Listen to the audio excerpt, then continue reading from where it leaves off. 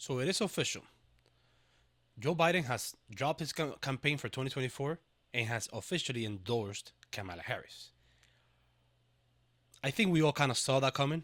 I honestly wasn't sure that he was actually going to pull through, but probably with the pressure that was happening with around his campaign and everyone around them, the Democratic Party creating a lot of pressure on Joe Biden to resign from his campaign, as bad as he looks. And honestly, in a way, I think he was the right decision to drop out.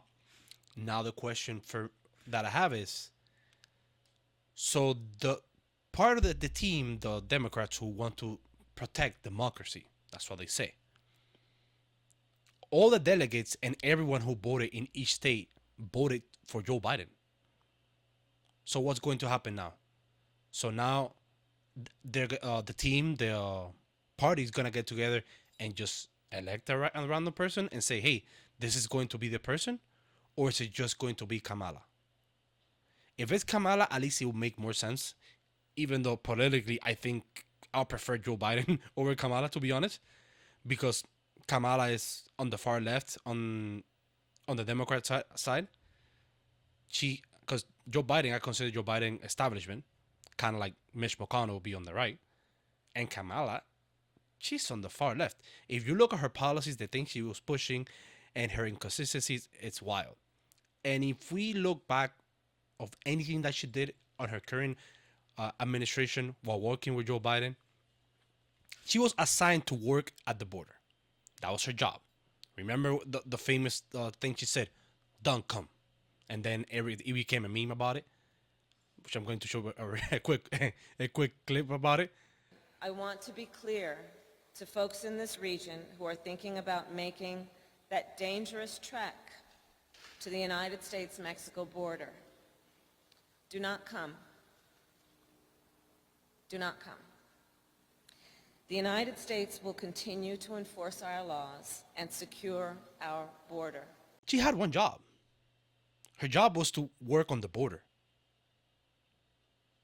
the The border has been a disaster. The amount of illegal immigration that we had through the border, just the interactions that border patrol has had with immigrants, it's on the 7.5 million to 8 million in 3 years. That's insane. So you guys have an idea how bad it was between Obama, 8 years, and Trump, 4 years. So we're talking about between 12 years, we didn't have that amount of immigration. Crazy, right? I know. I couldn't believe it either. But yeah, so she had one job and she did horribly at it. She's definitely, in my opinion, she got this. Her campaign was destroyed by Tulsi Gabbard on the Democratic campaign back in 2020, and even the voters didn't want her. And to be honest, the voters didn't want Joe Biden either. I think people forget that.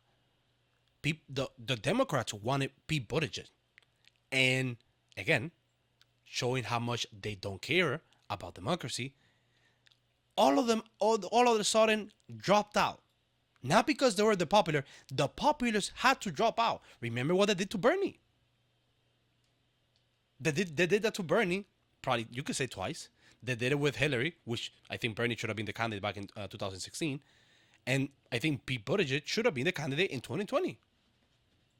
But no. Pete Buttigieg, he dropped out and he endorsed Joe Biden. Because it's all a team, guys. It's all a team. They and it happens on both sides. Don't get it wrong. This whole party team, it happens on both sides. They care about the team first, then the voters. So that's one thing people to keep in mind. I'm not saying to vote Democrat or vote Republican, vote whoever you want. I I think Kamala is a bad candidate. I think Kamala is a bad candidate. I mean, Joe Biden was half dead. I mean, hey, Andrew Yang, I think would have been a great candidate back in 2016. I like Andrew Yang, even though he's on the left side of how I see things. But the guy was reasonable. The guy was reasonable. Who was bringing a different vibe. The same with Tulsi, even though Tulsi right now she seems to be leaning right. But those were the two candidates that I saw from the Democrats that I liked, and things have changed from then. And the Democrats keep doing the whole virtual signaling. They want to say that they want to fix the border, but they don't want to look like they hate immigrants. So it's always they can never get past that. That's why they never fix anything. That's the same thing. Most big cities have problems with crime as well, because Democrats want to fix crime, but they don't want to look bad, like, oh, I am against the minority. So it is a conflicting thing that they have, which prevents them from effectively fixing all those issues. So that's it with the video. Let's see what happens. Let's see if Kamala ends up being the candidate that the Democrats actually pick, and we'll see you in the next one.